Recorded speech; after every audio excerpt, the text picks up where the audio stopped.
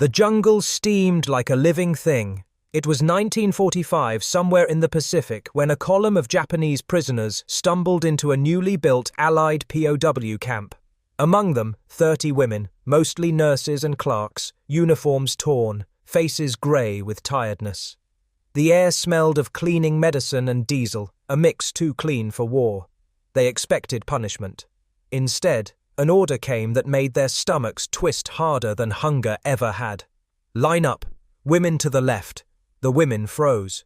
The American guard said it calmly, like announcing dinner. The men were marched away. The women left standing in sunlight, sharp as knives. Then another voice slower from behind the line of tents. Medical inspection. Skirts above the thigh. For a second, silence burned louder than gunfire. They thought they'd misheard. One woman, a field nurse, whispered, "They want to shame us."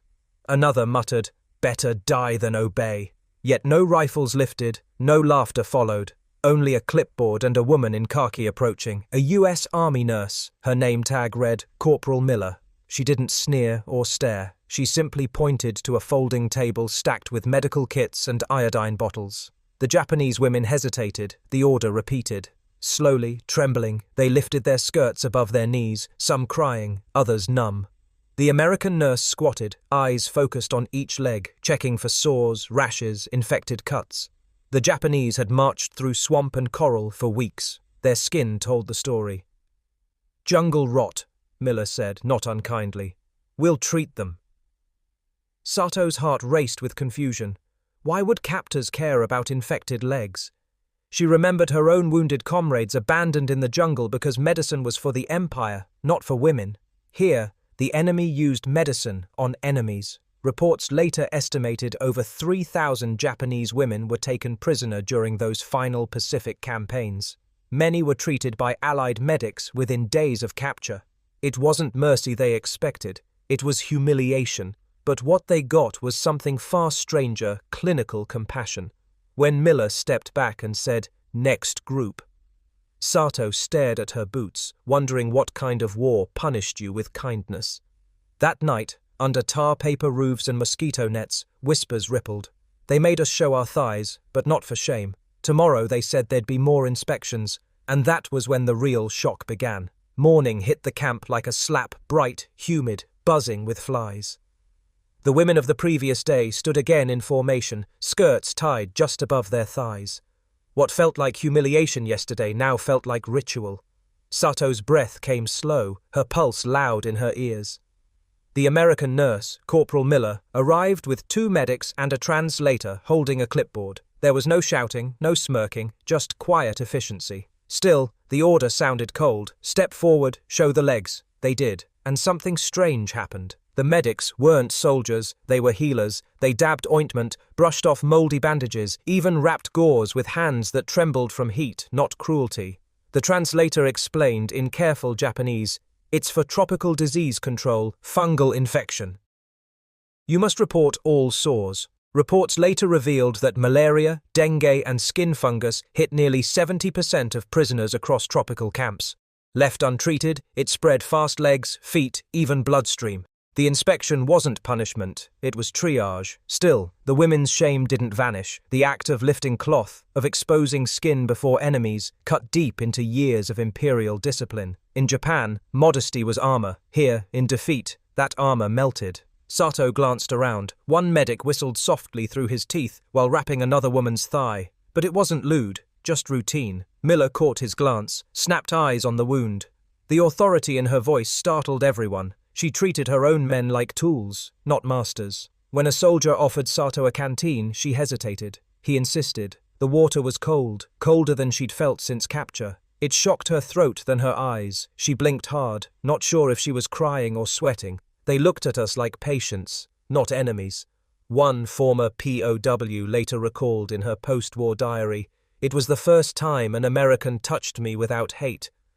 After each inspection, the women were sent to the infirmary tent. Inside, the smell of medicine replaced the jungle rot. They watched American nurses move with military precision, writing, cleaning, bandaging. As Sato stepped through that flap of canvas, she saw clean sheets and white bottles glowing in sunlight, and realized the inspection was only the beginning. What waited inside would rewrite everything she thought she knew about mercy and defeat. The moment Sato stepped inside the infirmary, the smell hit her. Sharp alcohol, soap, and something ghostly clean. Rows of cots lined the tent, each draped in white sheets that looked impossibly pure against the jungle mud outside. For a second she thought she'd walked into a dream or a trick. The same Americans who'd ordered them to expose their legs were now handing them bandages and towels. A fan buzzed weakly from a generator. Corporal Miller moved between cots, snapping gloves on, her tone brisk but not harsh. "Next patient," she said. The translator followed, repeating every instruction. Sato watched as an American medic cleaned a woman's thigh with iodine. The liquid stung, the woman winced, and the medic whispered, "Sorry." That word landed harder than pain. In the Japanese army, medics rarely apologized. Wounds were shame. Infection meant weakness. But here, weakness was treated like fact, not failure. Sato remembered one field hospital near Rabaul. No anesthesia, no morphine, no pity, just bamboo splints and whispered prayers. Here, even prisoners got antiseptic. The Americans recorded temperatures, weighed supplies, and noted conditions like fungal dermatitis or tropical ulcer. Every patient was logged, tagged, and treated. The precision felt military but also strangely gentle. Statistics later confirmed that medical mortality in US-run POW camps stayed below 1%, while in Japanese camps it soared over 25%. The numbers didn't just reveal outcomes, they exposed values. To the Americans, keeping captives alive wasn't mercy. It was duty. Sato lay back as Miller applied ointment to her calf. She wanted to hate this woman, to remind herself she was enemy, but the cool touch burned through all her training. "You'll heal," Miller said. "It's not deep." The translator murmured the Japanese words, and for a brief moment they sounded almost maternal. That night, as rain hammered the tin roof, Sato whispered to her bunkmate, "They saved us, even as our empire burned." Outside, lightning flickered over the camp like artillery fire far away. The next morning, the women woke to the smell of oatmeal and coffee drifting in from the mess tent. Somewhere beyond the wire, the war was ending inch by inch. But inside, Corporal Miller's clipboard and a single metal spoon would change what surrender meant. The days in camp began to blur heat, routine, and the endless buzz of flies. By dawn, the women prisoners were already lined up for roll call. Corporal Miller appeared right after breakfast, clipboard in hand, her khaki uniform perfectly pressed despite the humidity that soaked everyone else. Her voice cut through the air, calm, steady, and frighteningly precise. She didn't bark like the Japanese sergeant Sato once feared. She simply said, "Let's begin," and everyone obeyed. Each morning followed the same pattern: water buckets filled, bandages changed, ration logs updated. Miller checked wounds with the detachment of someone used to seeing pain but unwilling to let it win. She carried 2 pencils behind her ear, making notes in tiny, flawless script. Her movements were mechanical kindness, efficient, unemotional, and yet unmistakably human. When lunch came, metal trays clattered across the tables. Rice, beans, a spoonful of canned meat, 2,000 calories a day every day. The irony hit hard. Back in Japan, civilians were surviving on barely 1,200 calories or less. Their empire starved while its defeated daughters were fed by the enemy. Sato tried not to show gratitude, but hunger betrayed her. Each bite felt like betrayal, like feeding off the shame of surrender. Across from her, Miller moved between tables, checking for fevers, asking if anyone needed more water. The guards respected her. Even the male soldiers stepped aside when she passed. That quiet authority unsettled the prisoners more than any gun ever could. "They feed us better than our soldiers did," one woman whispered. No one answered, but the silence that followed wasn't disagreement. It was truth. At night, Miller stayed in the infirmary writing reports. Sato often saw her through the mesh window, her silhouette framed by a single lantern, steam rising from her coffee mug.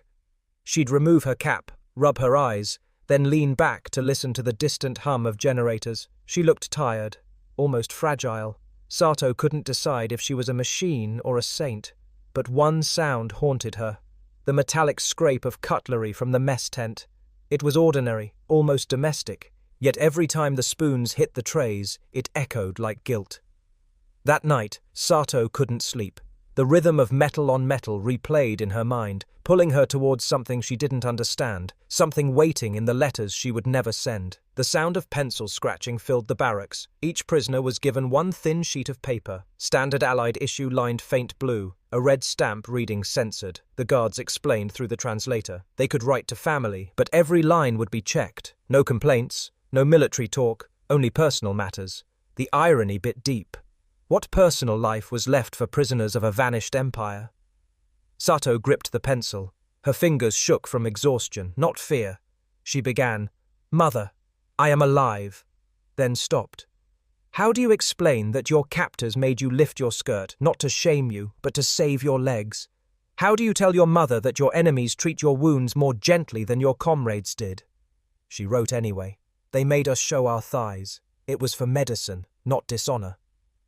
The words looked unreal, like someone else's story. Around her, other women wrote in silence. Some drew tiny cherry blossoms in the margins, symbols of dignity. Others pressed their palms flat to hide tremors. The guards collected every sheet in a brown sack. They smiled politely. No one told the women that 94% of all POW mail from the Pacific would never reach home until after the war. Most of these letters would vanish into storage unread for decades. Even so, the act of writing felt sacred. Sato folded her note, sealing it with a thumbprint of dirt. She imagined her mother opening it, whispering, "She survived." The thought alone steadied her. At dusk, Miller entered with a stack of clean towels. She noticed the women's faces, hopeful, tense, fragile.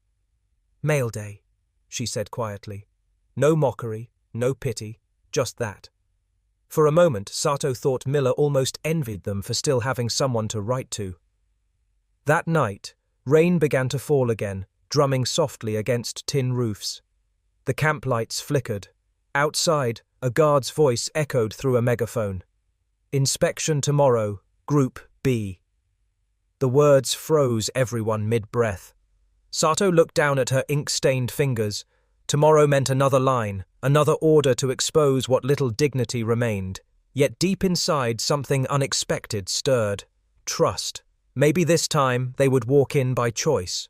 Rain washed the camp clean by morning. Mud gleamed under sunlight, steam rising off every surface like the jungle itself was breathing. Group B stood ready before the infirmary, skirts already tied up, sleeves rolled, faces set. What had once felt like violation now carried a strange calm. Sato noticed it in the others too. No trembling hands, no whispering prayers. They understood the ritual now. Corporal Miller arrived, same clipboard, same expression. Only this time she didn't need to order them twice. The women stepped forward on their own, lifting their skirts to reveal healing skin. The air smelled of antiseptic and soap. The guards kept their eyes averted, learned habits replacing awkwardness. The routine had evolved into rhythm: measure, clean, bandage, note, repeat. A medic wiped Sato's leg and smiled faintly. "Good recovery," he said, pointing at the pink scar. She didn't reply, but her silence no longer carried fear. It carried acceptance.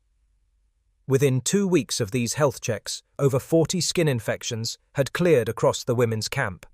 That statistic never appeared in official reports, but it lived in every healed limb. "They made us clean." One former prisoner later wrote, and it felt like defeat. Cleanliness had always been tied to control.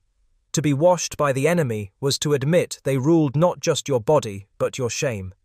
Yet the women followed every instruction, learned to use soap rations, and even laughed softly when medics scolded them for skipping. Miller's tone softened too. She asked questions through the translator. "Any pain? Are you eating enough?" Words that in another life would have sounded like care from an older sister. When the final inspection ended, Miller called out, "Photographic record, Group B." The flashbulb that followed cracked like distant lightning. The women flinched, their bodies stiffening, thinking this was documentation for humiliation or propaganda. But Miller just nodded at the photographer for Red Cross archives, proof they're alive. For the first time, Sato didn't look away from the lens. She held its gaze, her face unflinching. The camera captured not weakness, but survival. As the flash faded, the women blinked, trying to see again. In that brief blindness, a question sparked between them. What would the world think seeing their captured faces in foreign newspapers? The flash had left a white ghost in everyone's eyes. For hours afterward, Sato kept blinking, seeing the square of light burned into her vision. The camera had clicked once, twice, then again. Each snap a small thunderclap that made her heart stutter, and no one knew why it mattered. They only knew they'd been captured again. This time, not by chains, but by film. A week later, the rumor spread. Someone said the Red Cross had sent a notice to the camp. Another claimed that the photo was printed on a bulletin board in Manila with the words, "Japanese women prisoners alive and well." Sato didn't believe it until she saw the proof. Miller herself tacked a copy to the infirmary wall, grainy and blurred but unmistakable. 30 faces, exhausted yet upright, standing barefoot in sunlight. "We were evidence," Sato whispered, "not ghosts." The idea struck like lightning. For the first time since capture, they existed beyond this fence. Families back in Japan, perhaps still digging through rubble, might one day see that photograph and know someone survived. The women crowded around the image in silence. Some touched the paper as if it could breathe. Official reports confirmed that the International Red Cross verified nearly 6,000 Japanese POW identities in the Pacific, using photographs like these during 1945. Each print carried more than faces, it carried proof that surrender didn't erase humanity. Miller noticed Sato staring at her own image. "You look strong there," she said softly. The translator repeated it, but Sato shook her head. "I look lost," she replied. Miller smiled faintly. That's how everyone looks after war. That night, when the generator failed and the camp sank into darkness, the photo glowed faintly in the moonlight, leaking through the tent wall. It shimmered like a portal, half hope, half wound. Soon whispers ran through the barracks. "If they are taking our pictures, maybe we're going home." The rumor tasted dangerous but sweet. Sato lay awake, the flash still echoing behind her eyelids. She didn't yet know that hope could starve faster than the body. But she would learn because hunger was coming, quiet and patient, like an old enemy returning for the final round. The rain stopped, but the hunger began.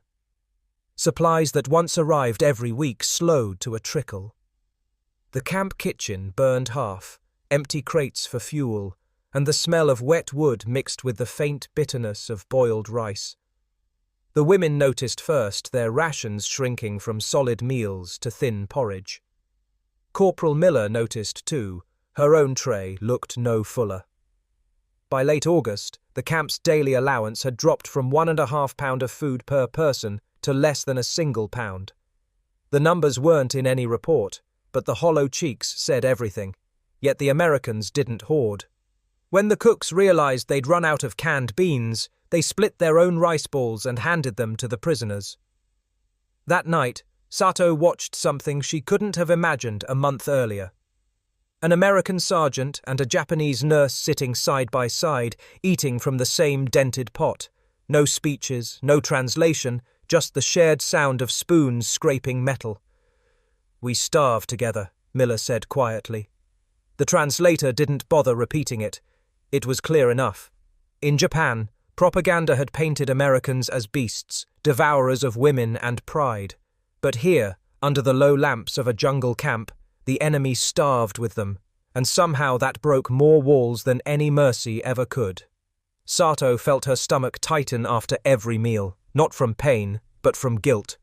She remembered children in Tokyo digging for roots, soldiers dying without rice, families burning heirlooms for warmth. Yet here she was fed, treated and still alive, while the empire rotted from within. One night, the generator died again. The camp fell silent, except for distant thunder.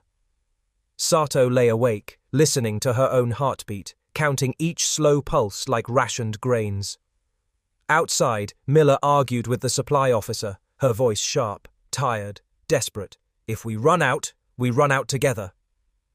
The next morning, no supplies came. Instead, the sky began to rumble in a new way, low, mechanical, unearthly.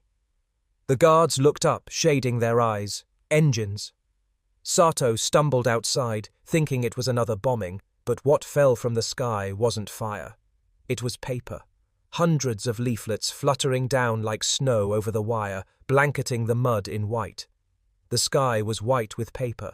Sheets drifted down like snow, spinning lazily in the humid air, sticking to mud and faces alike. Sato caught one before it touched the ground. The words were printed in two languages, English and Japanese, and they made her knees give way. Japan surrenders. The war is over. For a moment, no one breathed. Then someone laughed, a wild, broken sound that turned into sobs. Others fell to their knees, clutching the leaflets like holy relics. The guards didn't stop them. Even the Americans stood still, eyes lifted toward the falling words. Reports from that week confirmed what the leaflets promised. Emperor Hirohito's voice had been broadcast across Japan, declaring surrender on August 15, 1945. But out here, deep in the Pacific, radio static still owned the air. The papers were faster than truth itself. Sato's hands trembled. She whispered, "We lost," then corrected herself. "It's finished." Around her, disbelief clashed with relief. One woman began singing softly, a tune from childhood, until her voice cracked. Another kept repeating, "We can go home," as if saying, "It might make it real." Corporal Miller approached, leaflets sticking to her uniform. "We don't have confirmation yet," she told the translator. "But if this is true, the nightmare is over." Her voice faltered for the first time. That night the camp buzzed with confusion. Some prisoners cried with joy. Others stared into space, empty as drained shells. Sato lay awake, the leaflet folded beneath her pillow. She couldn't stop rereading it. Each time the words looked less like victory, more like confession. The next morning, engines roared again, but this time from trucks, not planes. Dust rose as soldiers unloaded crates. Orders were shouted, and the translator called out, "Prepare for transport." The camp that had been a cage was suddenly temporary, dissolving under the weight of new orders. Miller walked through the rows of cots, clipboard in hand, voice steady once more. "We're sending you to Manila," she said. "Repatriation process begins now." Sato felt her throat tighten. She looked at the same tents, the same fences, and realized she might miss them, the strange safety found inside enemy walls. The trucks rumbled closer, engines humming like distant thunder, ready to carry them toward a world none of them recognized anymore. Engines coughed to life before dawn. The women climbed into open trucks, their thin uniforms flapping in the coastal wind. A convoy of military vehicles rumbled down the dirt road toward the Manila docks, leaving behind the jungle that had once caged them. Sato sat at the edge of a wooden bench, gripping the railing as the landscape blurred, burnt fields, wrecked hangars, and villages half rebuilt from ashes. The road was lined with locals who didn't cheer or curse, they just watched. Some waved small flags, some handed fruit to the guards, others stared blankly as the Japanese passed. Sato couldn't tell whether it was forgiveness or exhaustion. The world looked drained, like color had been rationed too. At the port, ships stood heavy in the bay, their hulls dented, their decks crawling with cranes. American nurses moved between lines, checking names against repatriation lists. Corporal Miller appeared again, her hair tied back, eyes tired but focused. She didn't smile, but she nodded at each of her former patients. Official records show that more than 3,000 Japanese POWs, men and women, were repatriated through Philippine routes by the end of 1946. For many, the journey took months. Disease, storms, and bureaucracy slowed the tide of returning souls. But that morning, for Sato and the others, it felt like stepping out of a photograph and into air again.